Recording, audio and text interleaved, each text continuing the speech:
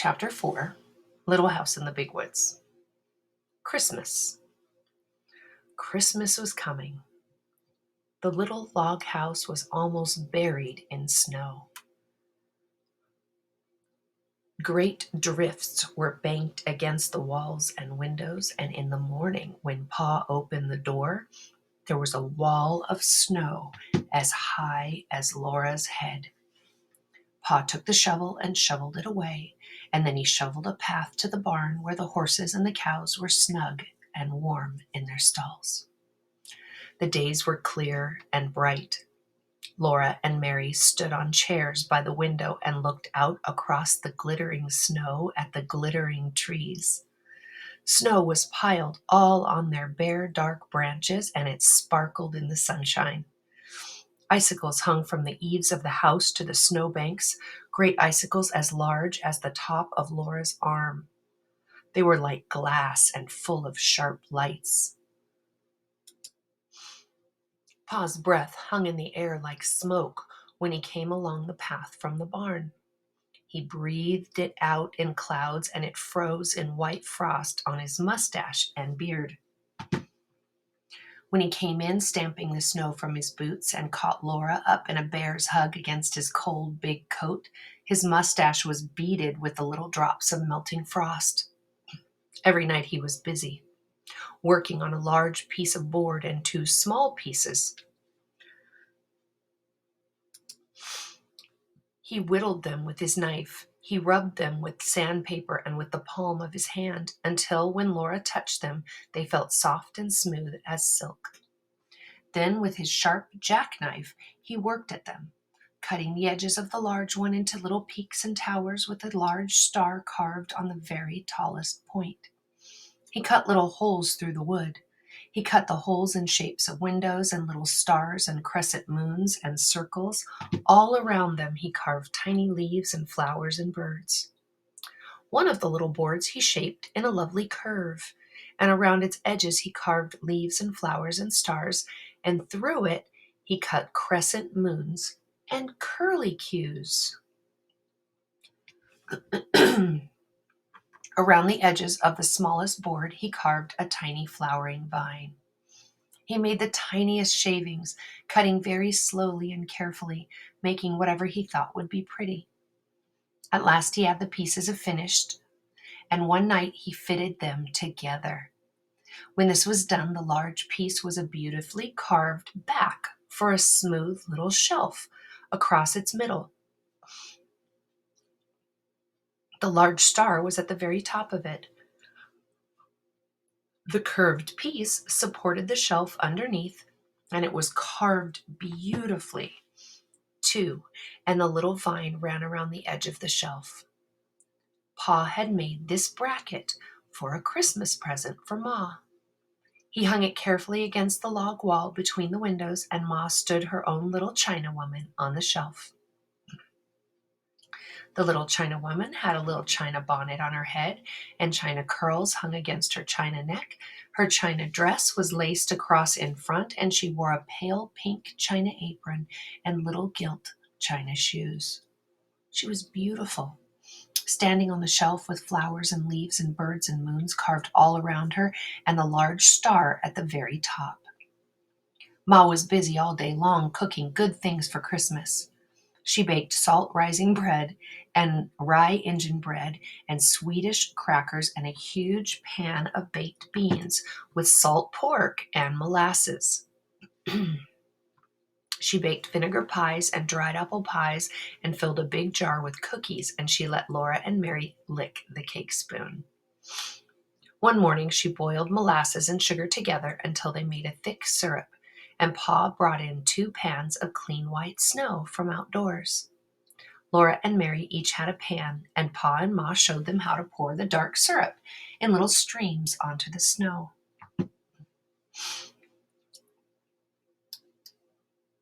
They made circles and curlicues and squiggly things, and these hardened at once and were candy. Laura and Mary might eat 1 piece each, but the rest was saved for Christmas Day. All this was done because Aunt Eliza and Uncle Peter and the cousins Peter and Alice and Ella were coming to spend Christmas. The day before Christmas, they came.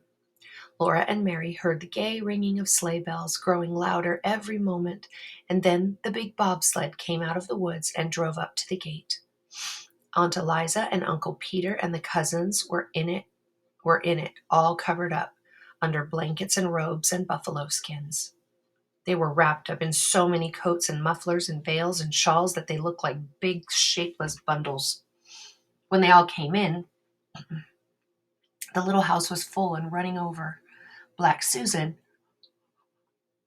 ran out and hid in the barn.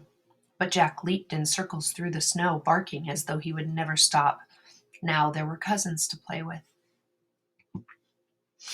As soon as Aunt Eliza had unwrapped them, Peter and Alice and Ella and Laura and Mary began to run and shout. At last, Aunt Eliza told them to be quiet. Then Alice said, "I'll tell you what let's do. Let's make pictures." Alice said they must go outdoors to do it, and Ma thought it was too cold for Laura to play outdoors. But when she saw how disappointed Laura was, she said she might go, after all, for a little while. She put on Laura's coat and mittens and the warm cape with the hood and wrapped a muffler around her neck and let her go. Laura had never had so much fun. All morning she played outdoors in the snow with Alice and Ella and Peter and Mary making pictures. The way they did it was this. Each one, by herself, climbed up on a stump, and then all at once, holding their arms out wide, they fell off the stumps into the soft, deep snow. They fell flat on their faces. Then they tried to get up without spoiling the marks they made when they fell. If they did it well, there in the snow were 5 holes, shaped almost exactly like 4 little girls and a boy, arms and legs and all. They called these their pictures. They played so hard all day that when night came, they were too excited to sleep. But they must sleep or Santa Claus would not come. So they hung their stockings by the fireplace and said their prayers and went to bed. Alice and Ella and Mary and Laura all in one big bed on the floor. Peter had the trundle bed. Aunt Eliza and Uncle Peter were going to sleep in the big bed. And another bed was made on the attic floor for Pa and Ma. The buffalo robes and all the blankets had been brought in from Uncle Peter's sled, so there were enough covers for everybody. Pa and Ma and Aunt Eliza and Uncle Peter sat by the fire, talking. And just as Laura was drifting off to sleep, she heard Uncle Peter say, "Eliza had a narrow squeak the other day when I was away at Lake City. You know Prince, that big dog of mine?" Laura was wide awake at once. She always liked to hear about dogs. She lay still as a mouse and looked at the firelight flickering on the log walls and listened to Uncle Peter. "Well," Uncle Peter said, "early in the morning Eliza started to the spring to get a pail of water, and Prince was following her. She got to the edge of the ravine where the path goes down to the spring, and all of a sudden Prince set his teeth in the back of her skirt and pulled. You know what a big dog he is. Eliza scolded him, but he wouldn't let go, and he's so big and strong she couldn't get away from him. He kept backing and pulling till he tore a piece out of her skirt. It was my blueprint," Aunt Eliza said to Ma. "Oh, dear me," Ma said. "He tore a big piece right out of the back of it," Aunt Eliza said. "I was so mad I could have whipped him for it, but he growled at me." "Prince growled at you?" Pa said. "Yes," said Aunt Eliza. So then she started on again toward the spring. Uncle Peter went on. But Prince jumped into the path ahead of her and snarled at her. He paid no attention to her talking and scolding. He just kept on showing his teeth and snarling, and when she tried to get past him, he kept in front of her and snapped at her. That scared her. "Well, I should think it would," Ma said. "He was so savage. I thought he was going to bite me," said Aunt Eliza. "I believe he would have." "I've never heard of such a thing," said Ma. "What on earth did you do?" "Why, I turned right around and ran into the house where the children were and slammed the door," Aunt Eliza answered. "Of course, Prince was savage with strangers," said Uncle Peter, "but he was always so kind to Eliza and the children. I felt perfectly safe to leave them with him." Eliza couldn't understand it at all. After she got into the house, he kept pacing around it and growling. Every time she started to open the door, he jumped at her and snarled. Had he gone mad? Said Ma. Well, that's what I thought, Aunt Eliza said. I didn't know what to do. There I was, shut up in the house with the children and not daring to go out. And we didn't have any water. I couldn't even get any snow to melt. Every time I opened the door so much as a crack, Prince acted like he would tear me to pieces. How long did this go on? Pa asked. All day, till late in the afternoon, Aunt Eliza said. Peter had taken the gun, or I would have shot him. Along late in the afternoon, Uncle Peter said. He got quiet and lay down in front of the door. Eliza thought he was asleep, and she made up her mind to try to slip past him and get to the spring for some water. So she opened the door very quietly, but of course he woke up right away. When he saw she had the water pail in her hand, he got up and walked ahead of her to the spring just the same as usual. And there, all around the spring in the snow, were the fresh tracks of a panther. The tracks were as big as my hand, said Aunt Eliza. Yes, Uncle Peter said. He was a big fellow. His tracks were the biggest I ever saw. He would have got Eliza for sure if Prince had let her go to the spring in the morning. I saw the tracks. He'd been lying up in that big oak over the spring, waiting for some animal to come there for water. Undoubtedly, he would have dropped down on her. Night was coming on when she saw the tracks and didn't waste any time getting back to the house with her pail of water. Prince followed close behind her, looking back into the ravine now and then. I took him into the house with me, Aunt Eliza said, and we all stayed inside till Peter came home. Did you get him? Pa asked Uncle Peter. No, Uncle Peter said. I took my gun and hunted all round the place, but I couldn't find him. I saw some more of his tracks. He'd gone on north farther into the big woods. Alice and Ella and Mary were all wide awake now, and Laura put her head under the covers and whispered to Alice, My, weren't you scared? Alice whispered back that she was scared, but Ella was scareder, and Ella whispered that she wasn't either any such thing. Well, anyway, you made more fuss about being thirsty, Alice whispered. They lay there whispering about it till Ma said, Charles, those children never will get to sleep unless you play for them. So Pa got his fiddle. The room was still and warm and full of firelight. Ma's shadow and Aunt Eliza and Uncle Peter were big and quivering on the walls in the flickering firelight, and Pa's fiddle sang merrily to itself. It sang Money Musk and the Red Heifer, The Devil's Dream and Arkansas Traveler, and Laura went to sleep while Pa and the fiddle were both softly singing. My darling Nellie Gray, they have taken you away, and I'll never see my darling any more. In the morning, they all woke up almost at the same moment. They looked at their stockings, and something was in them.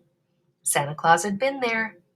Alice and Ella and Laura in their red flannel nightgowns, and Peter in his red flannel nightshirt all ran shouting to see what he had brought.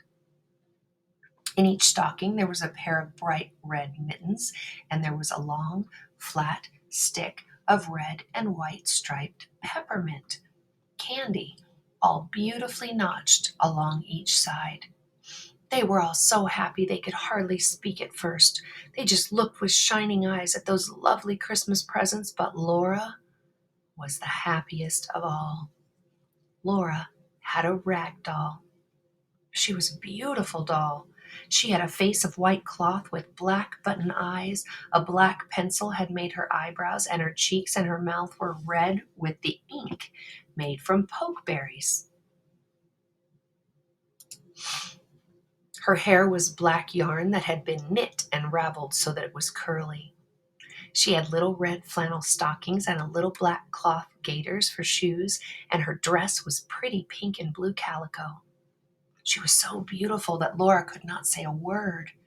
She just held her tight and forgot everything else. She did not know that everyone was looking at her till Aunt Eliza said, Did you ever see such big eyes? The other girls were not jealous because Laura had mittens and candy and a doll, because Laura was the littlest girl, except baby Carrie and Aunt Eliza's little baby, Dolly Varden. The babies were too small for dolls.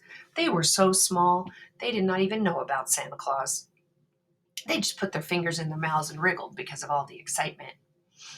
Laura sat down on the edge of the bed and held her doll. She loved her red mittens and she loved the candy, but she loved her doll best of all. She named her Charlotte.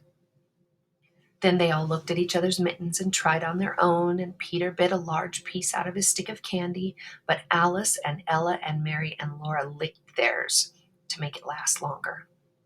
Well, well, Uncle Peter said, isn't there even one stocking with nothing but a switch in it? My, have you all been such good children? But they didn't believe that Santa Claus could really have given any of them nothing but a switch. That happened to some children, but it couldn't happen to them. It was so hard to be good all the time every day for a whole year. You mustn't tease the children, Peter, Aunt Eliza said. Ma said, Laura, aren't you going to let the other girls hold your doll? She meant little girls must not be so selfish. So Laura let Mary take the beautiful doll, and then Alice held her a minute, and then Ella. They smoothed the pretty dress and admired the red flannel stockings and the gaiters and the curly woolen hair. But Laura was glad when at last Charlotte was safe in her arms again. Pa and Uncle Peter had each a pair of new warm mittens, knit in little squares of red and white. Ma and Aunt Eliza had made them. Aunt Eliza had brought Ma a large red apple stuck full of cloves.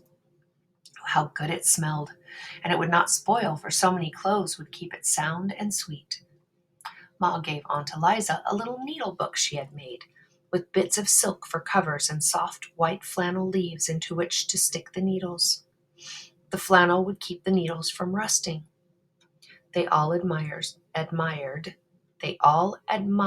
Ma's beautiful bracket, and Aunt Eliza said that Uncle Peter had made one for her, of course, with different carving. Santa Claus had not given them anything at all. Santa Claus did not give grown people presents, but that was not because they had not been good. Pa and Ma were good. It was because they were grown up, and grown people must give each other presents. Then all the presents must be laid away for a little while. Peter went out with Pa and Uncle Peter to do the chores, and Alice and Ella helped Aunt Eliza make the beds, and Laura and Mary set the table while Ma got breakfast. For breakfast, there were pancakes, and Ma made a pancake man for each one of the children. Ma called to each one in turn to bring her plate, and each could stand by the stove and watch while with the spoonful of batter, Ma put on the arms and the legs and the head. It was exciting to watch her turn the whole little man over quickly and carefully on a hot griddle. When it was done, she put it smoking hot onto the plate. Peter ate the head off his man right away, but Alice and Ella and Mary and Laura ate theirs slowly in little bits, first the arms and legs and then the middle, saving the head for last. Today, the weather was so cold that they could not play outdoors, but there were the new mittens to admire and the candy to lick, and they all sat on the floor together and looked at the pictures in the Bible and the pictures of all kinds of animals and birds in Pa's big green book. Laura kept Charlotte in her arms the whole time. Then there was the Christmas dinner. Alice and Ella and Peter and Mary and Laura did not say a word at table, for they knew that children should be seen and not heard. But they did not need to ask for second helpings. Ma and Aunt Eliza kept their plates full and let them eat all the good things they could hold. Christmas comes but once a year, said Aunt Eliza. Dinner was early because Aunt Eliza, Uncle Peter, and the cousins had such a long way to go. Best the horses can do, Uncle Peter said. We'll hardly make it home before dark.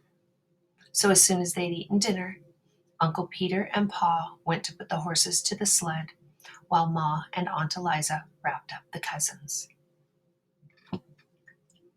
They pulled heavy woolen stockings over the woolen stockings and the shoes they were already wearing. They put on mittens and coats and warm hoods and shawls and wrapped mufflers around their necks and thick woolen veils over their faces.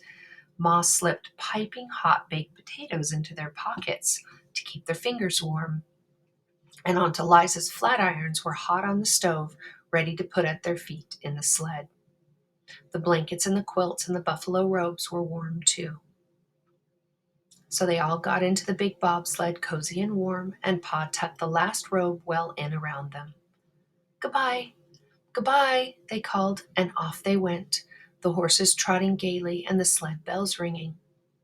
In just a little while, the merry sound of the bells was gone, and Christmas was over. But what a happy Christmas it had been. And that's the end of chapter 4 of Little House in the Big Woods.